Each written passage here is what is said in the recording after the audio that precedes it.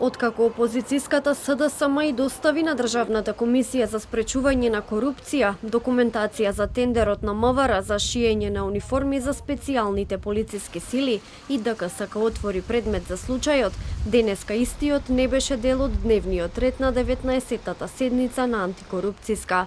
Од ДКСК за телевизија 24 велат дека постапувањето по предметот е во тек и по утврдување на фактичката состојба ќе биде донесена одлука на јавна седница. Минатата недела од СДСМ обвинија за местење на тендерот и побараа негово поништување.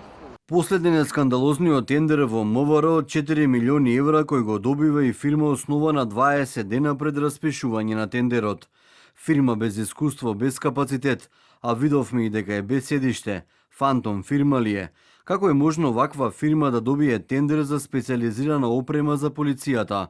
Ова е огромен скандал поврзан со Панче Тошковски, кој бара итна институционална реакција.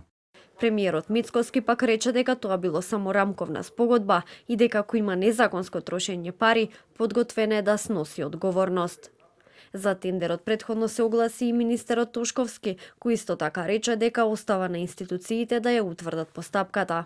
На денешната седница на антикорупцијска се разгледуваа повеќе предмети, меѓу кои и за пратеник во собранието, кој не поднел изјава за тоа каков имот поседува, како што налага законот. Нему му бил изречен платен налог за направениот прекршок кој си го платил, додека друг пратеник, кој исто така при почнување на мандатот не доставил изјава за имотната состојба и интереси до ДКСК, заработи прекршочен платен налог за прекршување на член 82 став 1 од Законот за спречување корупција и судиране на интереси, но тој не платил глоба и му тече прекршочна постапка.